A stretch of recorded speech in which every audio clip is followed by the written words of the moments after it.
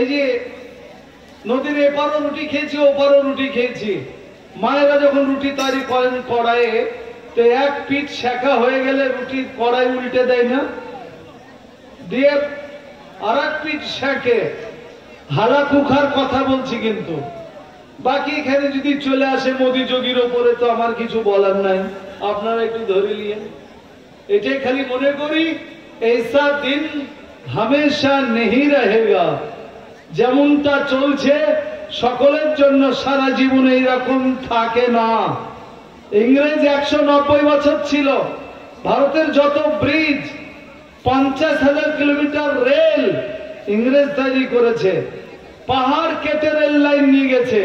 দেখলে মনে হবে না যে ইংরেজ যদি জানতো যে আমরা চলে যাব, তো এই হাওড়ার ব্রিজ যাওয়ার আগে 1943 সালে তৈরি করতো না। কোন সালে দেশ স্বাধীন হলো? 47। আর হাওড়া ব্রিজ 43 সালে কি 42 সালে কমপ্লিট হলো। এত বড় বড় আমাদের হাইকোর্ট করে গেছে ইংরেজ, শিয়ালদা স্টেশন, ধবুলিয়া স্টেশন করে গেছে ইংরেজ। এই লাইনটা হয়েছে 1909 সালে লালগোলা পর্যন্ত। তাহলে নিশ্চয়ই ধবুলিয়াটা আরো আগে হয়েছে, কৃষ্ণনগর আরো আগে হয়েছে। আমার তো মনে হয় না যে ইংরেজ না থাকলে এখনকার সরকার মুর্শিদাবাদ পর্যন্ত ট্রেন লাইন টানতো আমাদের মতন কাটা মুসলমানকে চড়ার জন্য, করতো কিনা। বুঝতে পেরেছেন না? পারেননি। যা তোর ওই করি বেড়াগা, হেঁটে বেড়াগা। 50,000 কিলোমিটার রেল তৈরি করেছে ইংরেজ। এখন কত কিলোমিটার দেশে রেল? 63,000 কিলোমিটার। অর্থাৎ 77 বছর পরে মাত্র 13,000 কিলোমিটার তৈরি হয়েছে। যতই লংঝম করুক, ইতিহাস তো আমাদের কাছেও কিছুটা আছে। পাঁচ বাড়িতে খাওয়া বলবি আমরা। প্যারা হাজির বুজুর্গ দোস্ত রাজিজ, তো রুটি বদলে যায়। একটা সময় শিক্ষকেরা খুব ছাত্র পিটাতো, মাত্র না ছাত্রদেরকে। আগেকার লোক, আগেকার 4 পাস, এখনকার BMA পাস সমান বলা যায়, কিন্তু মারতো। কিন্তু তাই বলে কি এত মারতে হবে? মারতক মারতক মারতক, রুটি বদলে দিল, আইনটা দিল, ছাত্র মারা যাবে না, বেদক বলা যাবে না। হ্যাঁ গো, স্কুলে যে আমাদের ছেলেরা মেয়েদের টয়লেট ফাঁক করে তাকাচ্ছে, তখন কি হবে? কি বলবো? বলে তাও স্যার বেদক বলা যাবে না। আরে মেন্টাল হ্যারাসমেন্ট। এই ননসেন্স যদি বলি, বলে মেন্টাল হ্যারাসমেন্ট করলেন কেন, জেলে চলেন। আমার জেলে যাওয়ার দরকার কি? তোমার ছেলে বান্দর হবে। এখনকার আইন বরঞ্চ এক থাপ্পড় গালে না দিয়ে গালে চুমো দিতে হবে, যে বাবা আর করিস না। ছেলে কেমন তৈরি হবে? তো রুটি শেখার পালা। মাস্টাররা এতদিন পিছালো ছাত্র, এবার কিন্তু ছাত্ররা মাস্টার মারা শুরু করেছে। আমরা নকল করব, জবাব চাই। খুলে চাকু খুলে দেখতে গেছি, নকল করতে দিতে হবে। এই মাস্টার পাস করালো না কেন? জবাব চাই। দল বেঁধে ছাত্ররা চলে গেছে স্কুলে। পাস করাবো না তার মানে মায়া পাস করাবো, নাহলে স্কুল বিল্ডিং ভেঙে দিব। তাই হচ্ছে আন্দোলন। তেমনি লেখাপড়াও চলে গেছে ওইরকম। এবার রুটি শেখার পালা। 100 বছর ধরে চললো, স্বামীরা খালি স্ত্রীদেরকে পিচাই, জুয়া খেলছে। হ্যাঁ, তোমার কাজ নাই, ছেলে মেয়ে খাওয়া হয়নি, কোথায় ছিল? তো দে মার কি দে মার। আবার মারলো তো এক বুড়ো একদিন আমার মাদ্রাসায় গেছে ফতোয়া নেবে। আমি ছেলে মানুষ, মৌলানা, তখন বিয়ে হয়নি। তো কি ফতোয়া গো দাদু? তো যা আর বলে না, আমার জামাই না আমার বিটিকে ছেড়ে দিয়েছে। কি বলেছে? তো বলে যায় তোকে 1 তালাক 2 তালাক 7 তালাক, তোর মাকে পর্যন্ত তালাক। তো কি মশলা, কি জিজ্ঞাসা করছেন? বলছে আমি জামাইটা জিজ্ঞাসা করতে আসিনি। ওই যে আমার জামাই রাগের মাথায় বলেছে তোর মাকেও তালাক, তা আমার বহু থাকবে না, ও আবার ভরে যাবে। ভাবলেন যে বুড়ো ঠিক বুড়িকে ভালোবাসে। তা আমাদের সমাজে এটা চলেছে, মেয়েদের প্রতি অত্যাচার জুলুম করেছে, খামাখা মারপিট করেছে। দেখেন এবার উল্টে দিয়েছে শাখার পালা, রুটি উল্টে দিয়েছে। এখন মেয়েরা শেখছে, লে গোষ্ঠীর ষষ্ঠী পূজা করে দে, বাড়িতে থাক, আমি ব্যাংকে চলবো। সাইকেলে বেশ বেড়াতে বেড়াতে চললো।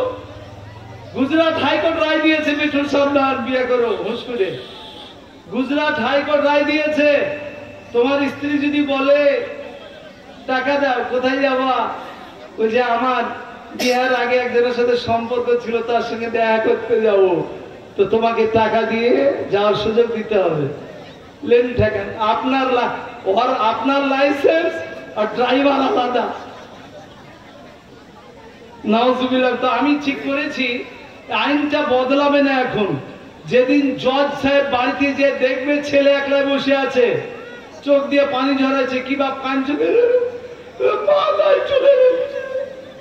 সেই দিন জাজেরা বুঝবে রে আমারই তো মাল নাই আইন করতে যে, সেই দিন যদি আবার আইন পাল্টায়, রুটি উল্টায়, তার আগে আর হবে না। এখন আইন হয়েছে মেয়েদেরকে মারা তো ঠিক নয়, কোনো যুগই ঠিক নয়, কেন মারবেন? কিন্তু উল্টে এখন আপনি ছাড়বেন মেয়েকে, তো আপনাকে জেলে যেতে হবে। কেন ছাড়লে জবাব দাও। এক একজনা গোপনে বিয়ে করে নিচ্ছে, কাগজে লিখছে না। কি ব্যাপার, বিয়ে করে নিয়েছ? তো বলছে খোরপোষণ পাইছে স্বামীর কাছ থেকে, যদি জানেলে যে বিয়ে করেছি তাহলে আর খোরপোষ দিবে না কোর্টে। বুদ্ধি ওদের বেশি, কাজে রুটি শেখার পালা। যোগীজি, মোদীজি, অমিত শাহ, দিলীপ ঘোষ, শুভেন্দু অধিকারী, তাদেরকে বলছি তোমাদেরও মা বোন আছে রুটি শেখে, এখন তোমরা শেখছো, তোমাদের আবার রুটি কেউ শেখবে, মনে রেখো। বুঝতে পেরেছেন? কিছু বলতে চাইলাম, এর বেশি আমি খুলে বলছি না। তো হালাকুখা 10 লক্ষ মুসলমানকে মারলো, আর ऐसा दिन हमेशा नहीं रहेगा। রুটি আল্লাহ কেমন শেখে আপনারা এবার মনে করেন।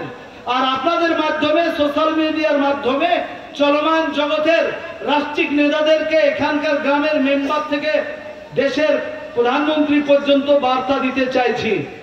আজ যারা মেম্বার হয়ে বলছো তোমার বেকার ভাতাটা দিও, 2000 টাকা দিও, হ্যাঁ, সব কয়লা আঙার বের হবে পাছা দিয়ে কিয়ামতের দিন। ওটা হাগা বের হবে না, কয়লা বের হবে, আঙ্গার মানে আগুনে। 200 টাকা লিবা, 2000 টাকা লিবা বেকার ভাতা করার জন্য। প্যারা হাজির বুজুর্গ দোস্ত রাজিজ, 10 লক্ষ লোককে হত্যা করার পর, গোটা বাগদাদকে কবজা করার পর মনে হলো যে আর কোন জ্ঞানী গুণী লোক থেকে গেল কিনা, তাদেরকে ধরে নিয়ে এসো। দেখতে যদি পণ্ডিত মনে হয়, চোখ মুখ দেখে যদি বুদ্ধিমান মনে হয়, এরকম লোককে নিয়ে এসো।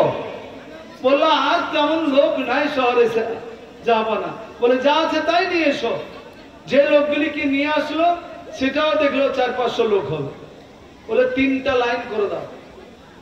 প্রথম লাইনে এক বুড়ো দাঁড়িয়েছে, তার বাড়িতে ছেলে মেয়ে অনেক, সংসারের চাপ বেশি, বাড়িতে ইনকাম করে নেওয়া ওই বুড়োটাই।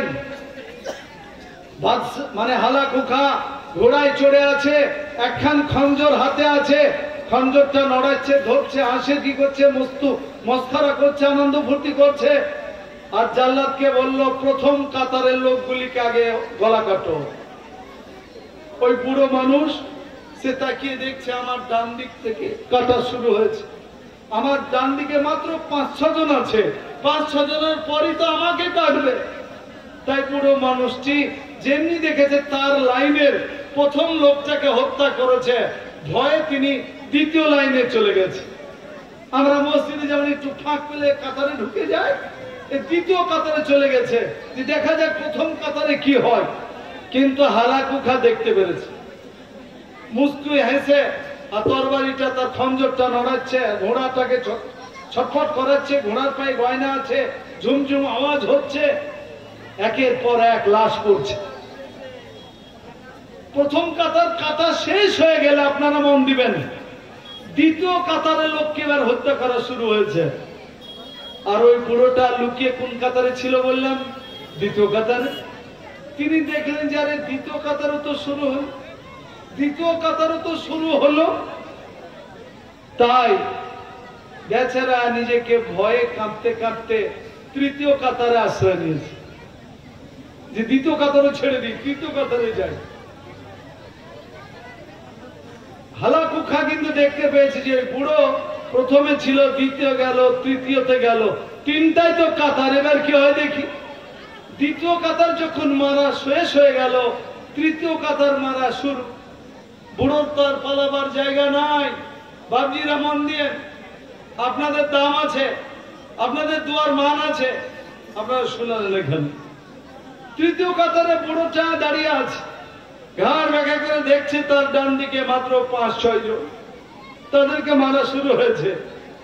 যেমনি তার আগে আর মাত্র একজন, তো বুড়োটি থরথর করে কাঁপছে ভয়।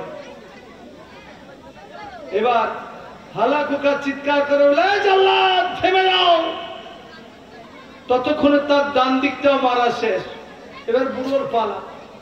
বুড়ো কাঁপছে যে এবার তো আমার পালা, আমার গর্দানটা নেমে যাবে। হালাকুকা যেমনি বলেছে দাঁড়িয়ে যাও জাল্লাদ, আর মেরো না, বুড়োকে ইশারা করে ডাকল। বুড়ো মানুষটি হালাকুকা তার ঘোড়ায় চড়ে আছে, ওই খঞ্জরটাকে নাচাচ্ছে, ধরছে, আনন্দ ফুর্তি করছে, কবিতা বলছে। যে বলে সাহেব, তুমি প্রথম কাতারে ছিলে, দ্বিতীয় কাতারে গেলে কেন? বলছে বাঁচার জন্য। দ্বিতীয় কাতার থেকে তৃতীয় কাতার, বলে বাঁচার জন্য। বলে এখন তো তৃতীয় কাতারে তোমার পালা, তো তোমার তো আর কোনো বাঁচার আশা নেই। বলে না, এখনো আছে। বুড়ো ঠিকই বলছেন। জাল্লাদ বলছে এবার তোমারই পালা, তোমার ডান দিক সব মারা হয়ে গেছে, তৃতীয় লাইনের পর চতুর্থ লাইন নাই যে সেখানে তুমি লাইন দেবে, এবার তোমারই পালা, তোমাকেই মারতে হবে। তা তোমার আশা আছে? বলে হ্যাঁ, আশা আছে। তুমি যে এখনো বাঁচার আশা করো, তোমাকে কে বাঁচাতে পারে? সারা পৃথিবীর মুসলমানদের যেন প্রতিনিধি হয়ে 10 লক্ষ মুসলমানের হত্যাকারী জালিম শাসকের সামনে যেই বুড়োটা মৃত্যুর ভয়ে রক্তের স্রোত দেখে থরথর করে কেঁপে উঠেছিলেন, সেই বুড়োটি বলে উঠলেন, ওগো সম্রাট, তুমি তোমার শক্তির জোরে এত লোককে তুমি হত্যা করেছ, তবু আমি আশা করি যে আমার প্রাণের মালিক হচ্ছেন আল্লাহ, আমাকে বাঁচাবো মনে করলে ওই আল্লাহই বাঁচাতে পারেন। বলুন সুবহানাল্লাহ। যিনি বলেছেন বুড়োটি, বয়স্ক মুরব্বী, আল্লাহ আমাকে বাঁচাতে পারে, হালাকু খার গায়ে যেন এসিড ঢেলে দিল বড় বয়স মানুষটি। এত রাগান্বিত হলো, এত ক্রোধ হলো যে আমার জালাল, আমার ক্ষমতা, আমার জাল্লাদদের ভূমিকা দেখার পরও এখনো বুড়ো মুসলমান বিশ্বাস করো যে আল্লাহ বাঁচাতে পারে।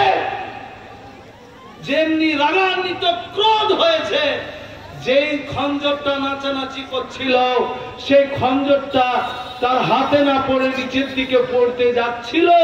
আর তেমনি ঘোড়ায় চললে পারে রেখাবে পা থাকে, আর রেখাবে পা ঢোকা মানে বাঁধার মতন থাকে পা।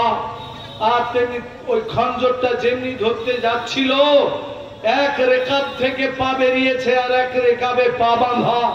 ঘোড়ার কি এমন ভয় হলো, বাদশা যেমনি মাথাটা নত করেছে তরবারি খঞ্জরটাকে ধরার জন্য, ঘোড়া নেচে উঠলো, লাফিয়ে উঠলো, পিঠকে উঠলো আর দিল দৌড়। খঞ্জরের ধরা তো হলোই না। হালাকুখার বাদশার, হালাকুখার ঘোড়া ছোটে আর পা বাঁধা আছে রেখাবে, মাথা আছে নিচে, ইঁচে লাগে, পাথরে লাগে, বাড়িতে ভাসটাই, কিন্তু গোটা সেনাবাহিনী ঘোড়া ছুটিয়ে হালাকুখার ঘোড়াকে আর উঠতে পারে না। ঘোড়া তখন দাঁড়ালো, তখন আর মাথা ছিল না, গলা থেকে মাথাটা একবারে ক্ষয় হয়ে শেষ হয়ে গেছে। জোরে বলুন সুবহানাল্লাহ। নারায়ে তাকবীর, আল্লাহু আকবার। নারায়ে তাকবীর, নারায়ে তাকবীর। প্যারা হাজির বুজুর্গ দোস্ত রাখিছ, যে মুরব্বিটি মিনিট খানিক আগে প্রাণের ভয়ে প্রথম থেকে দ্বিতীয় কাতার, দ্বিতীয় থেকে তৃতীয় কাতার, তবু তার মনে একটা আশা ছিল যে আমার অপরাধ আছে, আমার ক্রিয়েটর আছে, আমার স্রষ্টা আছে, আমার মালিক আছে, আল্লাহ আছে, আল্লাহ আমাকে বাঁচাতে পারে। আল্লাহ তাকে বাঁচিয়েছেন, বলুন আলহামদুলিল্লাহ। আর এই স্বাধীন হামেশা নেই রহেগা, যেটা আপনাকে বলেছি, মজাকের ছলে রুটি এক পিঠে শেখা হয় না, কারো শেখা হয়ে গেলে আর এক পিঠ শেখার পালা আছে। আমার চলমান মেম্বার থেকে রাষ্ট্রপতি পর্যন্ত মনে করিয়ে দিতে চাই, এই স্বাধীন হামেশা নেই রহেগা। হালাকুখা 10 লক্ষ মুসলমানের রক্ত নিয়েছে। ছিল, সে হালাকু খা, তারই নিজস্ব ঘোড়া যেটাই চড়ে সে গর্ববোধ করত, তারই আঘাতে তারই ব্যবহারে তার মুন্ডুটা পর্যন্ত মুখটা তার ছেলে মেয়ে দেখতে পাই নাই। আগামী দিনের যারা শাসক তারা যেন কথা মনে রাখবেন, মুসলমান আমরা শিক্ষা নেব বলে ইনশাআল্লাহ। যারা হাজিরিন, আপনাদেরকে আরেকটা মনে করাতে চাই, যে বাদশার কথা বলছি তিনি ভারতেরই, কিন্তু ইনার বেশি সুনাম করলে আমাদের নামে ডায়েরি লেখার ভয় আছে। তার নাম মাহমুদ গজনবী।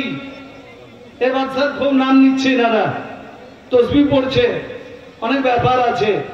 মাহমুদ গজনবী আমাদের ইসলামিক ইতিহাস বলে, এটা ভারতের ইতিহাসও ছিল। কারণ আমি যখন অনার্স করি ক্যালকাটা ইউনিভার্সিটির অন্তর্গত মৌলানা আবুল কালাম আজাদ গভর্নমেন্ট কলেজে, তখন আমার ইতিহাস ছিল, তখন এই সিলেবাসে ছিল মাহমুদ গজনবী। এখন আছে কিনা আমি জানি না, থাকার কথাও নয়।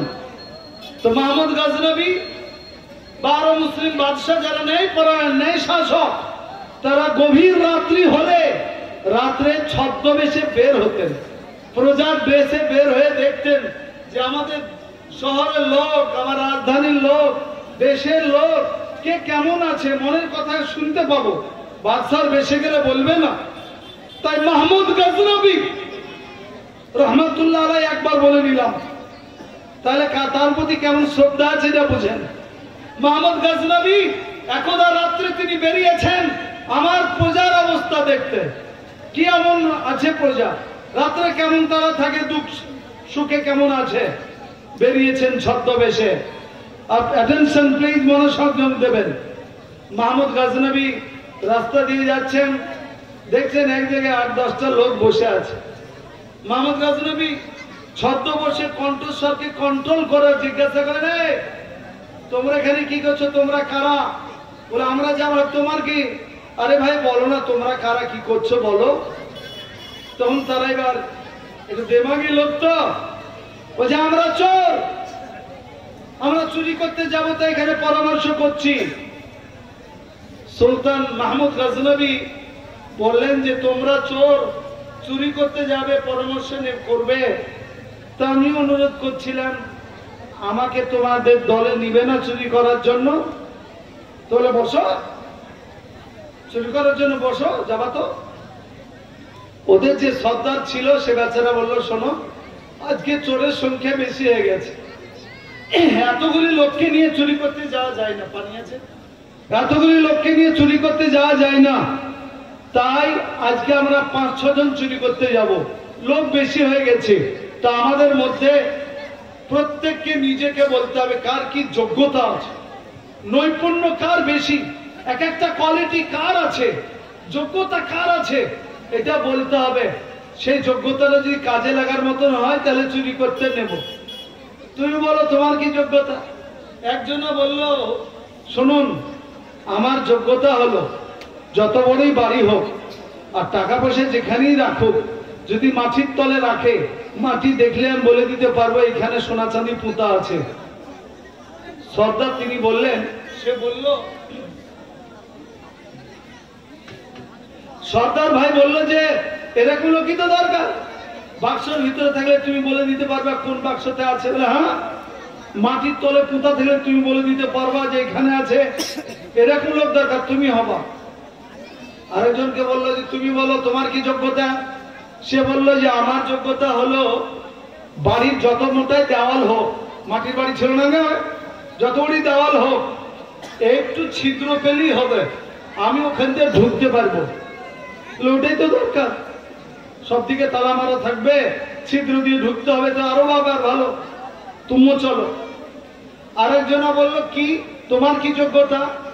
বলো দেখেন আমার যোগ্যতা হলো এই যে রাত্রে আপনাদের সবাইকে দেখছি অন্ধকারে, সবাইকে তো চিনি না, মোহাম্মদ গজনবীর কথা বলছে, এই যে এই লোককে তো আজই দেখছি চিনি না, কিন্তু আমি রাত্রে যাদেরকে দেখি, রাস্তা দিয়ে হাঁটি, যাকে দেখি অন্ধকারে, দিনের বেলায় তাকে চিনতে পারি যে একে রাত্রে দেখেছিলাম, মুখ দেখে আমি বুঝতে পেরে যাই।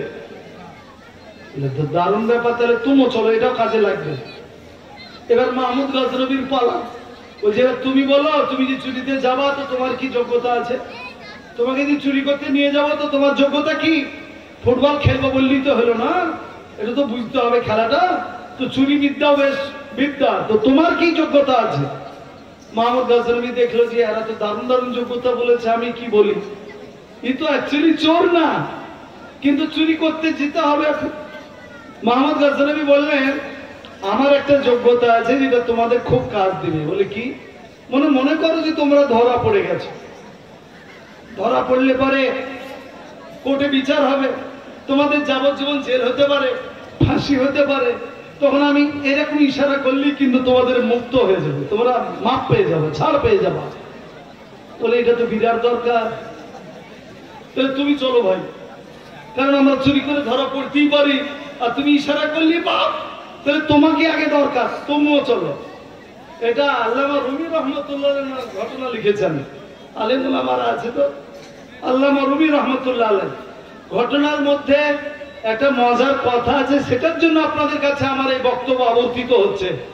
আমি এই ঘটনায় এলাকায় কোথাও বলেছি বলে আমার মনে হয় না, কারণ সোশ্যাল মিডিয়াতে আমার বক্তব্য ভাসছে। এই রাষ্ট্রিক পরিস্থিতির জন্য আমি বলতে চাইলাম, একটা বললাম আর এটা বলছি। তো মোহাম্মদ গাজনবীকে নিয়ে আরো 4-5 জন চুরি করতে যাবে, তো বলে আচ্ছা আজকে তাহলে কোথায় চুরি করতে যাওয়া যায়? তো বলে এত টিম ভালো, মাটির তলায় পোঁতা থাকলে বুঝতে পারা যাবে, ছিদ্র দিয়ে ঢোকা যাবে, চুরি করে ধরা পড়লে ইশারাই মা, তো যা হবে হবে, চলো বাদশার বাড়িতেই চুরি করবে। এবার মোহাম্মদ গাজনবী রাজি হলেন, যে দেখছেন তাই তো চতুর্দিক তালা বন্ধ। হ্যাঁ, একদিকে খুঁজে একটা ছিদ্র পেল, সেখান দিয়ে ভিতরে সবাই ঢুকলো, চুরি হলো। মালপত্র নিয়ে এসে আবার সেরকম জায়গাতে সব মাল ভাগ হলো, মোহাম্মদ গাজনবীকে একটা ভাগ দেওয়া হলো। ভাগ করে নিয়ে এবার ফিরবেন, ভোররাত্রি হয়ে আসছে, লোক চলতে লাগবে। মোহাম্মদ গাজনবী বললেন এই ভাই শোনো, চুরি তো মাঝে মাঝে করতে হবে, তাই তোমাদের নাম ঠিকানা বললে ভালো তো না, আমরা কেউ কারোর ঠিকানা বলবো না, আমাকে গোপনে থাকতে হয় পাহাড়ের পাদদেশে। বলে শোনো ভাই, কথা দিচ্ছি তোমাদের ঠিকানা কাউকে বলা হবে না, তোমরা বলো কোথায় থাকো, আবার চুরি করতে কাজে লাগবে। তখন তারা বললো অমুক এলাকায় থাকি, আমাদের নাম অমুক।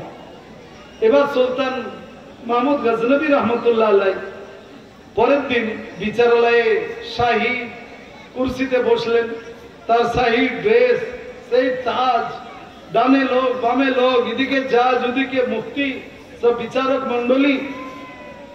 তিনি একজন গোয়েন্দা বিভাগের লোককে ডেকে বললেন শোনো, অমুক পাহাড়ের নিচে অমুক অমুক এক শ্রেণীর চোর থাকে, তাদেরকে ধরে নিয়ে এসো। নিয়ে আসা হলো। হাজির বললো কাজী সাহেব বিচার করে দেন, এরা চোর। বলে তোমরা সত্য স্বীকার করবে?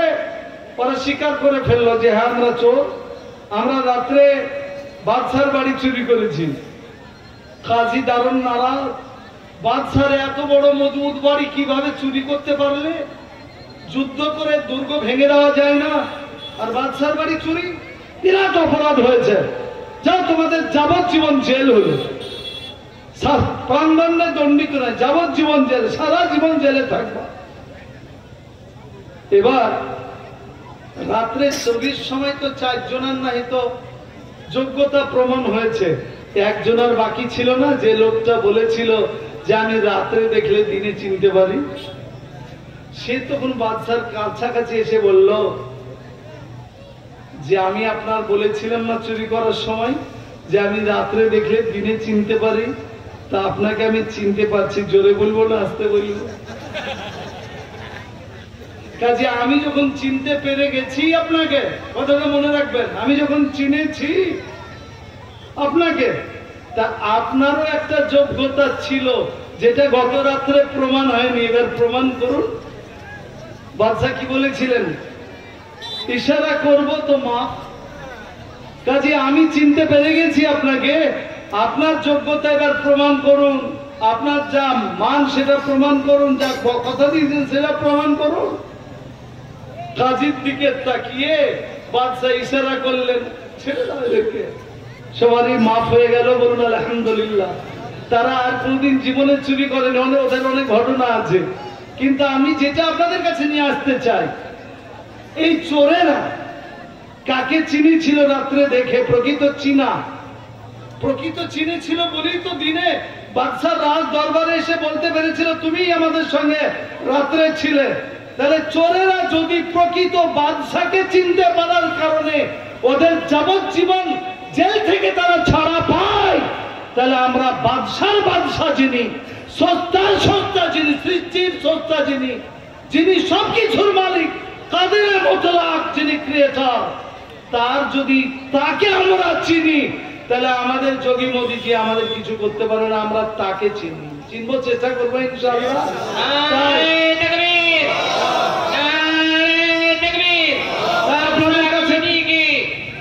তাই আপনাদের কাছে বিনীত নিবেদন, আসুন আমরা একটু আল্লাহকে চিনার চেষ্টা করি, আমরা আমাদের কাজগুলি করে যাই। আল্লাহ তাআলা আমাদেরকে তৌফিক দান করুন, বলুন আল্লাহুম্মা আমিন। আমি পার্শ্বস্থ গ্রাম থেকে এখানে আসার কথা নয়, কারণ এখানে ছোট প্রোগ্রাম রেখেছিলেন, কিন্তু আমাদের মুর্শিদাবাদ জেলাতে যে হারে প্রোগ্রাম হয়, আর যত বেশি প্রোগ্রাম হয় তাতে অনেক জালসার চেয়ে এখানে বেশি লোক আছেন। তাই কালীনগরে সবাই এসেছেন বলে মনে করছি না, আমি বক্তৃতা ঘুরাতেও চাই না, কিন্তু এটা মনে করাতে চাই যে আমাদের দেশে লাস্ট পার্লামেন্ট যেটা হলো, সে পার্লামেন্টে যারা শাসক শ্রেণী তারা 3টা স্লোগান দিয়েছেন পার্লামেন্টে। এক বিধান, एक प्रधान और एक निशान। हिंदी के स्लोगन, एक निशान होना चाहिए, एक विधान होना चाहिए और एक प्रधान होना चाहिए। এটা শুনতে ভালো, কিন্তু এর ভিতরে কত কি লুকানো আছে আমরা তো জানি না, এখন আইন হয়ে আসেনি। তবে এই বক্তব্যের বিরুদ্ধে আপনার পশ্চিমবঙ্গের একজন এমপি তার বিরুদ্ধে বক্তব্য করেছেন, তার নাম অধ্যাপক সৌগত রায়। তো সৌগত রায় বয়স্ক মানুষ, বক্তব্যটা তো জমেনি বলে তো হাইলাইট হয়নি, কিন্তু আমরা আপনাদের স্বার্থে তার বক্তব্য আমরা শুনেছি মন দিয়ে, অন্তত আমি। আপনাদের এমপি ছিলেন মহুয়া মৈত্র, তাই না? এই বেচারি যদি সেদিন থাকতেন পার্লামেন্টে, তাকে তো বহিষ্কার করে দেওয়া হয়েছে পার্লামেন্ট থেকে। তো আমি নাজমুল হক মনে করি, কারো দালাল মনে করে নয়, তার বক্তব্যটা হতো, আর ওটা হলে পরে পৃথিবী জানতো যে एक विधान, एक निशान और एक प्रधान में ये लोग असल में क्या कहना चाह रहे हैं, কি বলতে চাইছে পৃথিবী বুঝতে পারত। আমি দায়িত্ব নিয়ে বলছি, পৃথিবীতে আমাদেরকে দেশ ছাড়া করার জন্য এরা যে এনআরসি নিয়ে আসতে চায়, আজ এদের এজেন্ডায় রয়েছে। কিন্তু এনআরসিটা কি সারা পৃথিবীতে, আরব কান্ট্রিতে আরবিতে পর্যন্ত তার বক্তব্য ট্রান্সলেট হয়েছে। সেই ভদ্র মহিলার নাম মহুয়া মৈত্র, কৃষ্ণনগরের এমপি। তিনারই বক্তব্যটা ভাইরাল হয়েছে পৃথিবীতে, যে এনআরসি কি আর এনআরসি দিয়ে মুসলমানদের কি করতে চাইছে। আরবিতে ট্রান্সলেশন বক্তব্য আমি শুনেছি, ডাবলিং করা। কাজী প্যারা হাজির বুজুর্গ দোস্ত রাজিজ, এক নিশান মানে দেশের একটাই পতাকা হবে। তো দেশের একটা পতাকা হবে, তো এখন দেশের পতাকা কটা আছে? একটাই তো আছে নাকি? কয় রং আছে দেশের পতাকায়? 3টা রং আছে, তাই না? গেরুয়া আছে, সাদা আছে আর সবুজ আছে। এক একটা পতাকার এক একটা ব্যাখ্যা তাও আমরা জানি আল্লাহর রহমতে।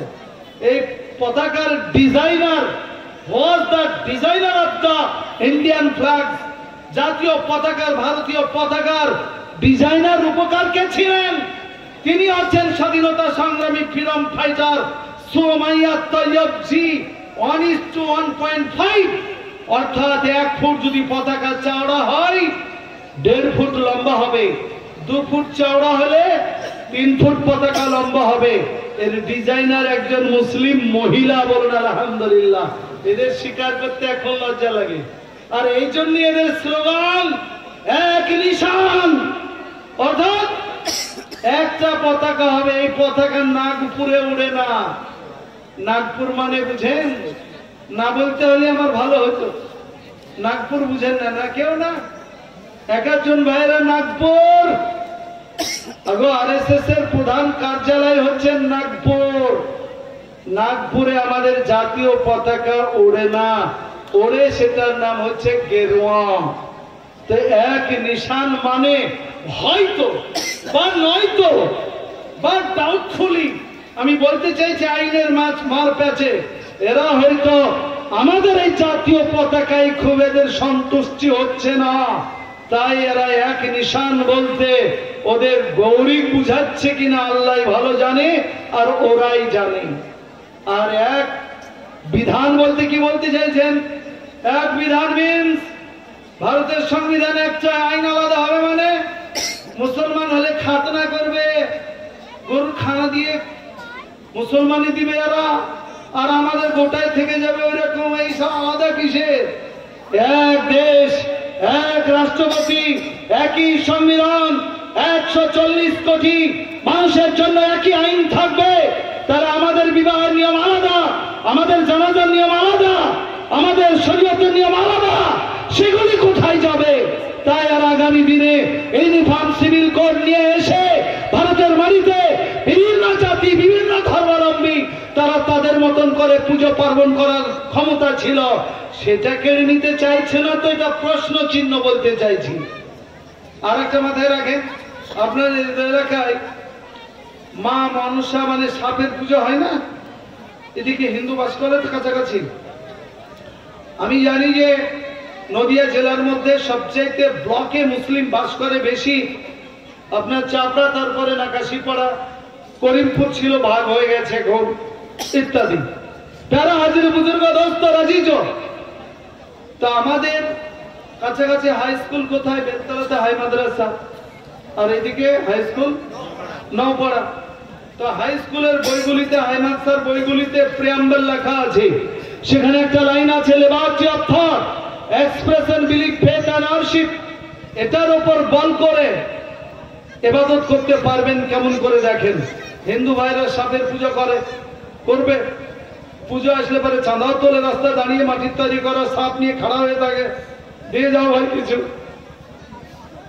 আর আপনি আমি পাত্রা দেওয়ার লোক মসজিদে নামাজ পড়তে গিয়ে দেখছি ইমাম সাহেবের 1 রাকাত হয়ে গেছে, আর আপনি দেখছেন উজু করে উঠেছেন আর একটা সাপ ফস করছে।